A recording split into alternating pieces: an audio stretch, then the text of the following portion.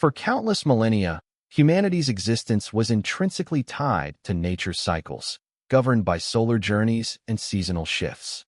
Our tools were mere extensions of human hands, and power was constrained by animal brawn, flowing rivers, or the wind's direction. An 18th-century merchant would find his world remarkably similar to that of a Roman trader, with everything crafted manually and locally. Yet, by the late 1700s, within Great Britain's damp, mineral-rich landscape, this ancient rhythm began to unravel dramatically. People discovered how to harness immense power directly from the earth, magnifying its scale to previously unimaginable levels. This pivotal era, starting around 1760 and spreading globally, became known as the Industrial Revolution. It signified a monumental shift from artisanal craft to mechanized production, fundamentally changing human civilization. Humanity tapped into millions of years of stored energy, using it to drive the mechanisms of a burgeoning new world. By the mid-1700s, Great Britain stood as the world's foremost commercial empire, its influence spanning from the Caribbean to India. It was a nation brimming with traders, innovators, and profound thinkers, sitting literally atop vast reserves of coal. This vital resource, coupled with an unparalleled spirit of enterprise, ignited a transformative fire that reshaped the old world. To grasp the origins of this monumental change, we must examine the 5 foundational pillars of Britain's industrial dominance. Firstly, high agricultural productivity was key. Britain's farming revolution, with mechanical seed drills, produced more food with fewer laborers. This freed up a massive workforce, now readily available for new employment opportunities. Secondly, robust political stability and the rule of law provided a crucial framework. Unlike many European counterparts, Britain boasted a legal system safeguarding property rights and actively fostering joint stock companies. Richard Arkwright then built the world's first true cotton mill, proving that manufacturing was no longer a domestic craft, but an industrial process. A few years later, Samuel Crompton combined the best features of earlier machines into his spinning mule, producing yarn that was both finer and stronger than any handmade thread. The impact was immense. Britain's raw cotton imports skyrocketed from 2.5 million pounds in 1750 to a staggering 588 million pounds by 1850. Manchester, once a modest town, earned the moniker Cottonopolis, boasting 900 factories where coal smoke perpetually filled the sky and thousands of spindles whirred. However, as fabric costs plummeted, so did the human cost. Though Indian handmade textiles remained superior for decades, British machine output became overwhelmingly efficient. These machines ultimately undercut Indian artisans, devastating an entire industry and leaving millions of people without work. While textile mills clothed the world, another vital revolution was unfolding deep underground in the coal mines. As mines delved deeper to meet the insatiable demand for fuel, they encountered a formidable enemy: persistent water intrusion. Traditional pumps proved too weak to clear the flooding, and this critical need spurred the development of the steam engine. Around the turn of the 18th century, Thomas Newcomen introduced the first successful piston steam engine. These massive, cumbersome machines, installed at mine entrances, were incredibly inefficient by modern standards, but allowed unprecedented deep mining due to cheap coal. The true turning point arrived when James Watt observed Newcomen's engine, realizing it wasted vast amounts of steam by cooling its cylinder with every stroke. With his partner Matthew Boulton, Watt refined the engine with a separate condenser, a single innovation that dramatically boosted efficiency and reduced coal consumption. Once Watt's engine evolved into a rotary type, it could directly power factory machinery, finally freeing humanity from dependence on natural forces like wind or water. No longer bound by natural power, factories could now be established anywhere, not just alongside rivers or coastlines. This marked a profound shift in industrial location. Steam power quickly diversified its applications, from operating the bellows of blast furnaces to forging iron and driving textile machinery. An unseen legion of mechanical workers, fueled by steam, expanded by thousands of horsepower annually, revolutionizing production capacity. Steam also profoundly transformed the metallurgical industry, enabling entirely new methods of material production. For centuries, iron smelting relied on charcoal, a resource-intensive process limited by the availability of timber. Earlier innovations by the Darby family, however, revealed that coke, a purified form of coal, could effectively fuel blast furnaces. This crucial discovery permitted the construction of significantly larger furnaces, leading to a dramatic surge in iron output. As cast iron became cheaper and more accessible, it emerged as a fundamental construction material. The iconic iron bridge signaled this new era. Further manufacturing advancements, including puddling and rolling, allowed structural iron to be produced at a significantly reduced cost.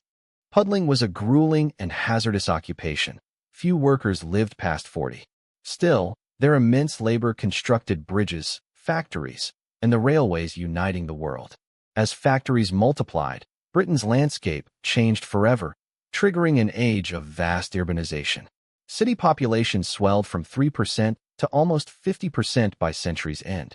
People streamed from rural areas, driven by the enclosure of common lands and lured by the promise of steady factory wages. Manchester became a prime example of this new world, its population exploding from 10,000 in 1717 to over 2.3 million. This rapid growth, however, was chaotic and unplanned. Families crowded into squalid shanties with dirt floors and no sanitation. Friedrich Engels observed Manchester's rivers green with industrial waste and its backstreets as a stony desert. The pervasive smell of progress became an inescapable part of daily life. Clean water was a rare commodity, and diseases like cholera and typhoid were rampant. By the mid-19th century, life expectancy in these industrial hubs drastically declined. In some districts, over half of all children perished before their 5th birthday. Factories enforced a new, rigid discipline. Unlike rural work that followed the sun and seasons, factory labor adhered strictly to the clock. The factory system demanded workers adapt to the relentless pace of machinery. Shifts often stretched for 12 to 14 hours, 6 days a week. The majority of laborers in the early textile mills consisted of unmarried women and children. Child labor itself wasn't novel, but the industrial system intensified its visibility and made it far more grueling. Children as young as 8 worked as scavengers, crawling under active machinery to retrieve loose cotton or mend broken threads. They received only a fraction of an adult's wage, sometimes as little as 10%. Employers often preferred them for their small stature and manageability. This dire situation sparked a profound social crisis, prompting the first general factory laws against child labor. These new statutes eventually restricted working hours and began the slow process of moving children from factory floors into schools. Yet, amidst these struggles, the Industrial Revolution simultaneously gave rise to a vast new middle class. For the first time, a burgeoning number of businessmen, clerks, foremen, and engineers began to emerge. These individuals resided in comfortable homes, adorned with carpets, mirrors, and the latest consumer goods. This new class drove a consumer revolution, making luxuries such as sugar, tea, coffee, and fine Wedgwood porcelain accessible to the urban elite. As manufacturing surged, the existing network of muddy roads and slow river barges proved utterly insufficient. The Industrial Revolution demanded faster, cheaper ways to transport bulk materials like coal, iron, and cotton. A massive expansion of infrastructure emerged as the solution, inaugurating the era of canals.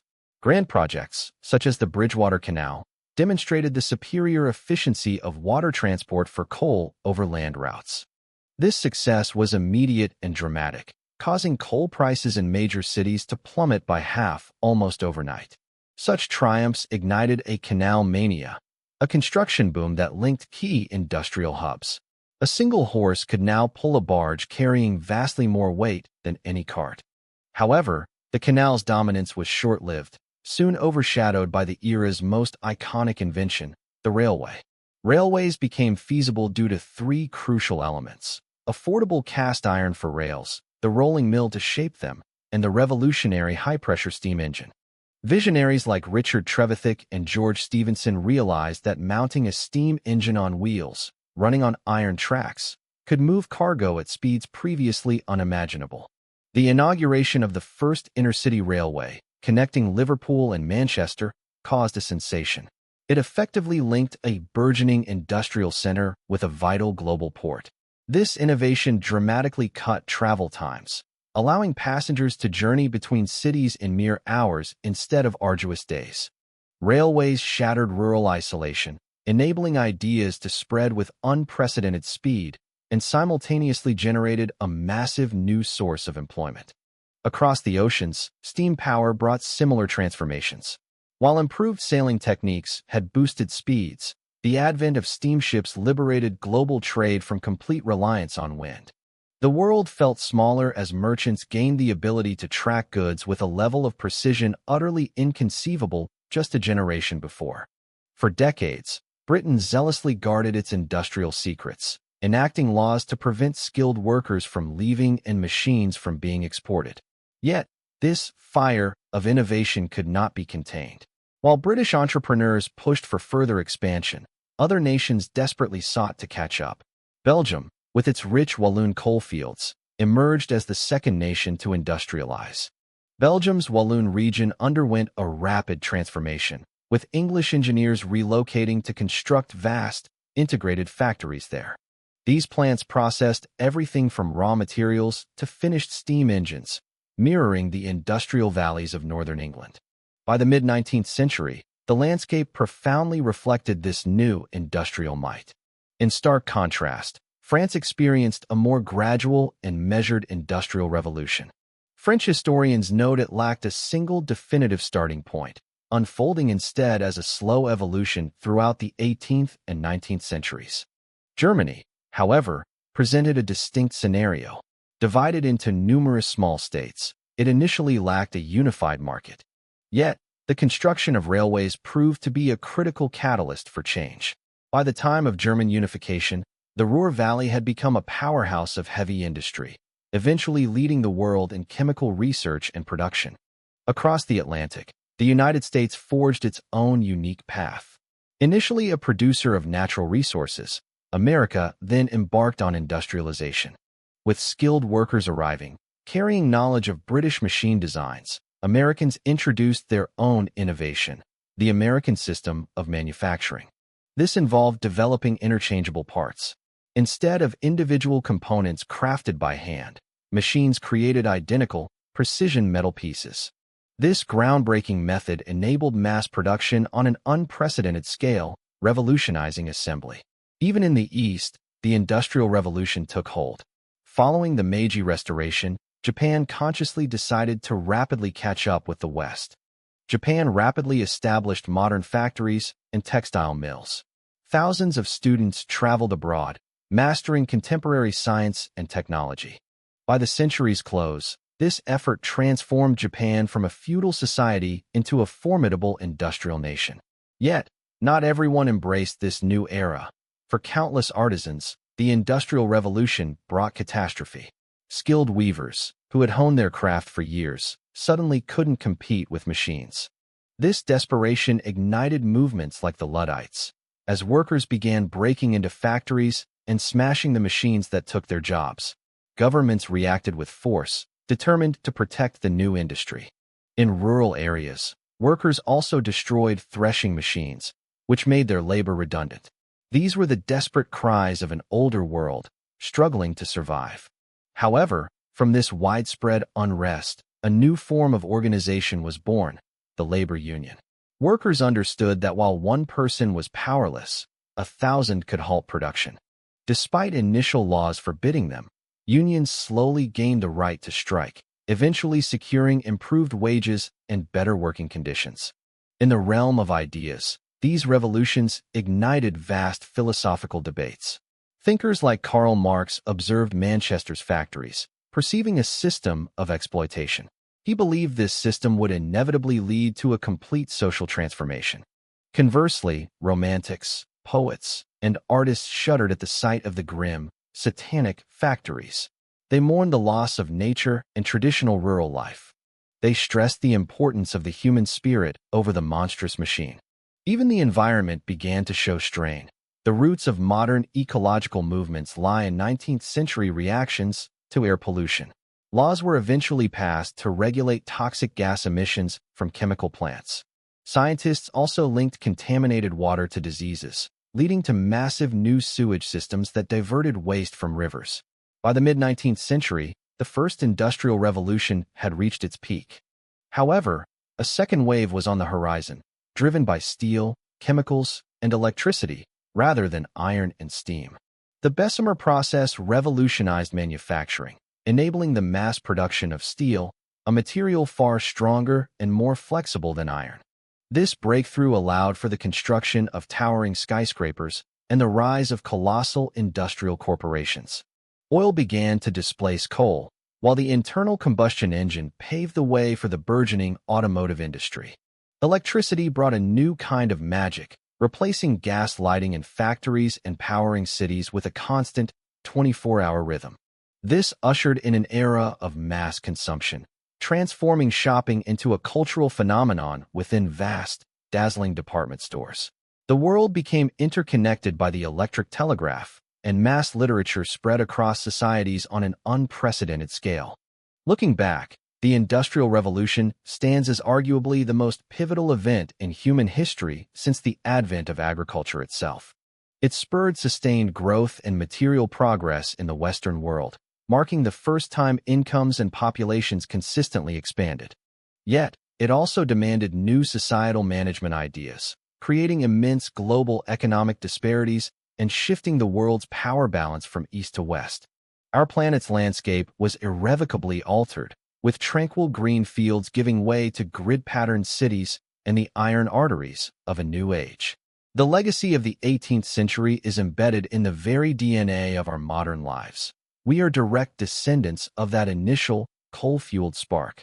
It didn't just build our cities, it fundamentally redefined human existence, transforming us from a species following seasonal rhythms to one demanding machine speed from the world. We inherited a world of boundless convenience and exhilarating speed, yet also bear the environmental and social burdens left by this relentless progress. I'm Tim, observing the past to help us grasp the present. Together, let's keep bringing history back to life. Join me for our next journey through time.